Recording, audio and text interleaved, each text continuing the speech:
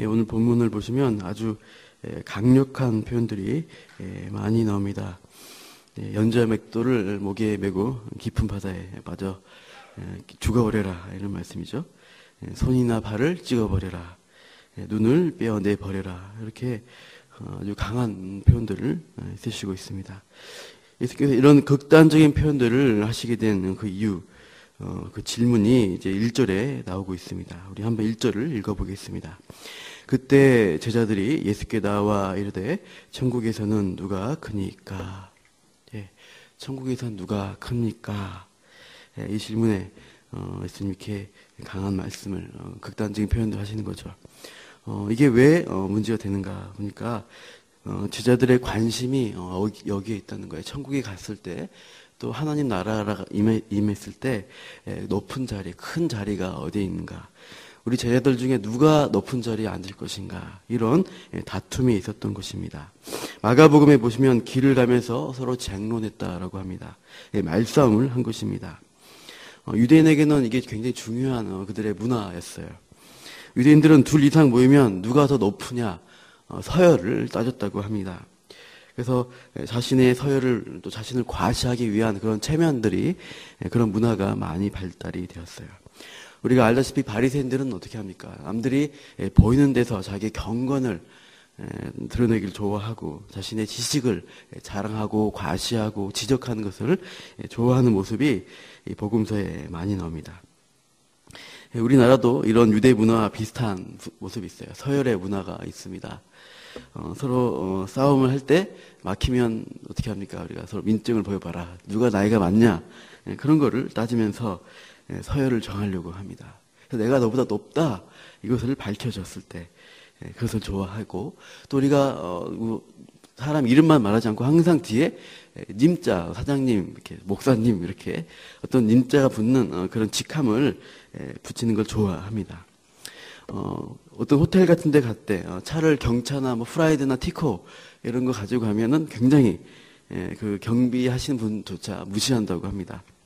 그러나 크고 좋은 차를 가져가게 되면은 굉장히 대우를 하는 모습들. 그래서 이런 모습들이 우리 사회도 있었고 이 유대에도 있었던 것입니다. 이런 서열 의식의 특징은 상대방과 비교를 항상 합니다.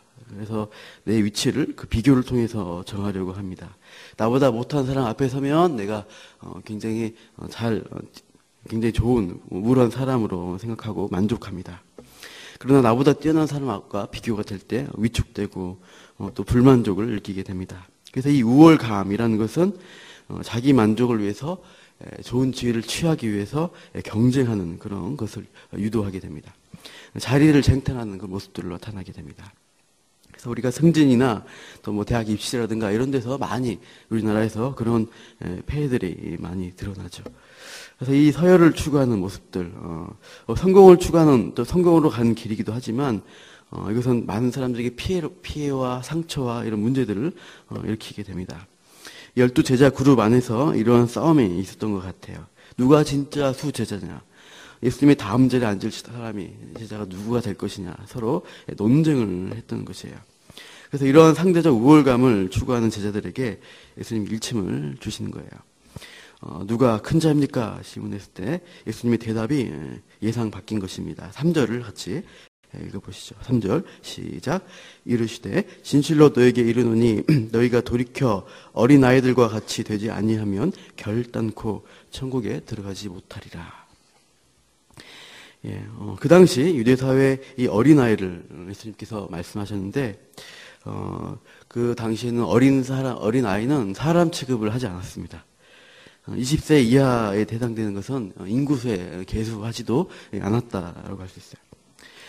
그 가족에게 줄 장래의 가치가 있는 잠재적 가치로만 이해했지 어떤 권리나 능력, 그런 존중이 없었습니다.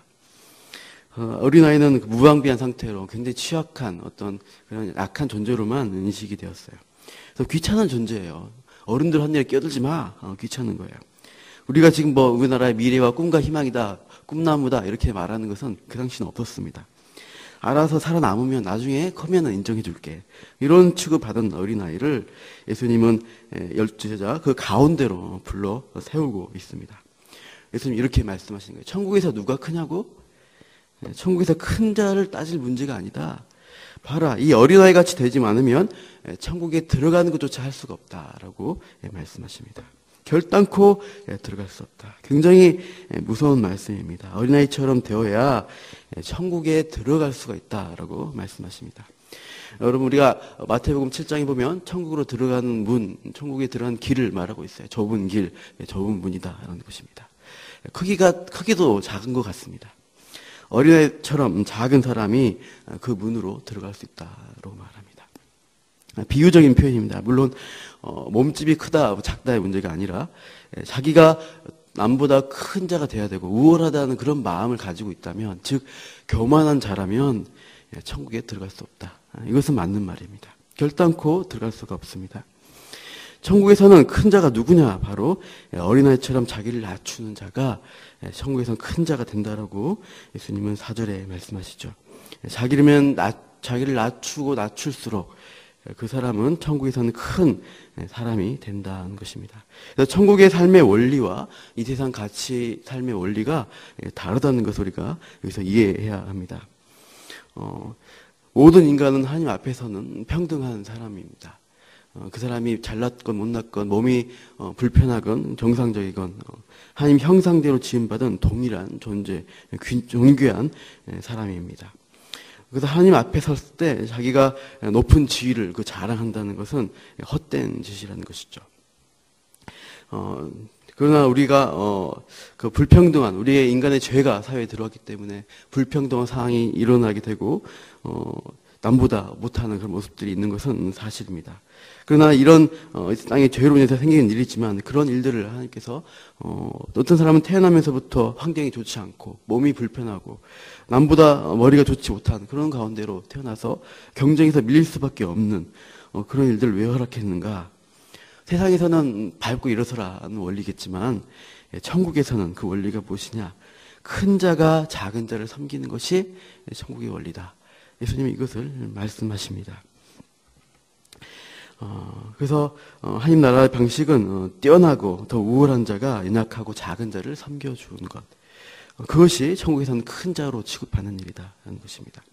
그래서 가장 높으신 예수님이 어떻게 하셨습니까? 가장 낮은 자리에 오셔가지고 이 땅에서도 뛰어난 사람이 아니라 가장 못한 어떤 그러한 없는 자, 가난한 자, 어부나 무식한 사람들, 창녀 같은 그런 사람들을 만나서 죄인들을 섬기시는 그 모범을 보여주시고 있습니다. 예수님을 따르는 제자들도 그러한 천국에 섬기는 삶을 살아야 한다, 살아내야 한다. 예수님은 그것을 말씀하시고 가르치시고 있습니다. 그래서 내 이름으로 이런 어린아이 하나를 영접하라. 그것이 곧 나를 영접하는 것이다 라고 말합니다. 어린아이같이 사람 취급 못 받는 그런 작은 자를 섬기는 것은 나를 섬기는 것과 같다라고 강조하시고 있습니다. 6절 이후에 보시면 굉장히 무서운 말씀들을 많이 하시고 있습니다. 실족해 하는 문제를 말씀합니다. 이 작은 자, 어린아이같이 어떻게 보면 사람 취급 못 받는 자들일지라도 그 중 하나라도 실족하게 하면, 넘어뜨려서 참으로 범죄하게 하거나 그들이 마음이 상하는 일들이 있게 되면은 그것은 심각한 범죄가 된다라고 해서 예수님은 연자맥도를 목에 메고 바다에 빠지는 게 낫다. 또 내 손이나 발이 범죄하게 하면은 찍어버려라. 눈이 범죄하면 빼버려라. 그래서 그렇게 해서 지옥 가는 것보다 정말 장애가 있는 몸으로 천국에 들어가는 게 훨씬 낫다라고 말씀하십니다. 우리가 이것을 어떻게 보면은 범죄를 남들을 실족하게 하는 일들을 아예 하지 않아야지 천국에 가는가라고 생각하지만 이것은 행위로 구원받는 것을 말하는 것은 아닙니다. 여기서 실족해 한다라는 단어 8절과 9절에 보시면 범죄하게 한다가 실족하다는 단어와 같은 단어입니다. 사실 번역을 이렇게 했는데 이 범죄하게 한다는 단어에서의 조건, 이 가정법인데 이 부분은 그 미래 현재 가정법이라고 되어 있습니다. 그래서 어떤 계속적인 행위를 나타내는 단어로 쓰이고 있습니다. 한두 번의 실수는 범죄할 수 있는데 상습적으로 계속해서 그렇게 사람들에게 범죄하게 하고 실족하게 하는 그 행위를 가리키고 있습니다. 그런 행위의 결과는 지옥행이다. 그 말씀입니다. 죄 짓고 형제의 신앙, 가장 작은 자의 신앙을 파괴하고 넘어뜨리는 그런 행위에 대해서 그런 일을 하고 나서도 어떤 두려움도 없고 계속 그렇게 행할 수 있다면 그 사람은 믿는 사람이 아니라는 겁니다. 회개도 없고 아무 변화나 무감각한 삶이라면은 그 사람은 실제로는 구원받지 않았다라는 것을 예수님은 말씀하시는 것입니다. 결과적인 것입니다. 그래서 정말 믿는 사람이란 것은 우리의 형제들 볼 때, 연약한 자를 볼 때 우리가 실수로, 우리의 죄성으로 그 사람을 무시할 수 있지만 계속해서 그렇게 할 수는 없다는 것을 말씀하십니다. 우리는 죄와의 계속된 싸움을 하고 있는 신자입니다. 산자, 영적으로 살아난 자, 구원받은 성도는 때때로 범죄하지만 항상 우리가 회개할 수 있는 그 힘을 발휘한다는 것입니다. 그래서 끊임없이 죄와 싸우는 일을 행하는 것입니다.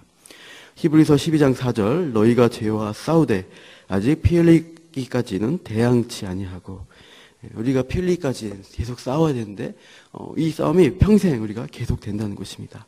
이 죄와의 싸움을 통해서 하는 가운데 우리가 형제의 관계에 있어서도 어떤 사람을 또 사람의 눈에 보기 연약해 보인 자들을 무시하고 실족해 할 수 있습니다. 그럴 때 우리가 돌이켜 회개하고 다시 그분을 그 지체를 세워주고 품어주는 일들을 하라는 것입니다. 이런 일들의 반복이 계속 싸움이 우리 제자들 예수님을 따르는 사람들 가운데 있어야 한 것을 말씀드립니다. 우리가 두려워할 것은 지옥이라는 것입니다. 그렇게 하지 않고 계속해서 무감각한 사람들은 사실상 믿음이 없는 자이고 지옥으로 간다. 라고 말씀하십니다. 영원한 불, 또 지옥불에 던져지는 것보다 낫다라는 것입니다. 팔을 잘라버리고 다리를 잘라버리고 눈을 빼는 그런 결단으로 죄와 싸우기까지 싸우는 자리로 가라고 예수님은 우리를 권면하시고 있습니다. 여기서는 안 나왔지만 마가복음 9장 48절에는 지옥을 이렇게 강조해요. 거기는 구더기도 죽지 않고 불도 꺼지지 않는 곳이다. 미물인 굉장히 작은 벌레조차 죽을 수 없는, 그래서 불타는 계속해서 그런 곳이 지옥의 불이다고 말씀하십니다. 지옥에 떨어진 자는 죽고 싶어도 죽지 못하는 그 생생한 고통을 평생 영원토록 겪을 것이다. 그래서 이것을 두려워하는 자들이라면은 죄와 싸움을 계속하라. 예수님 이렇게 우리에게 권면을 하시는 거예요. 혹시라도 우리들 가운데 형제 자매를 실족해 하거나 범죄하게 하거나 넘어뜨리는 일을 하지 않으셨는가 고민을 해야 하는 것입니다. 우리가 기도하는 가운데 내가 누군가에게 함부로 대했고 의도적으로 그 사람을 소외시키고 우리 흔히 하는 왕따 그런 것도 시키고 비방하고 했다면은 우리가 회개해야 합니다. 그 지체를 세워주고 다시 품어주고 우리가 교만했구나, 내가 높아졌구나, 내가 큰 자가 되려고 했구나. 그때 우리가 회개하고 낮은 자의 자리로 돌아가서 섬길 수가 있어야 한다는 것입니다. 나의 잘못된 말로 인해서 정말 작은 자들이 믿음의 길을 흔들리고 시험에 들었다면은 그의 구원과 또 그 믿음의 회복을 위해서 이 시간도 기도해 주시기 바랍니다. 우리의 공동체 가운데 연약한 자가 믿음의 성숙을 이룰 수 있도록 더 하나님 앞에 더 귀중한 믿음의 길을 같이 갈 수 있도록 함께 섬기고 기도해 주시기 바랍니다.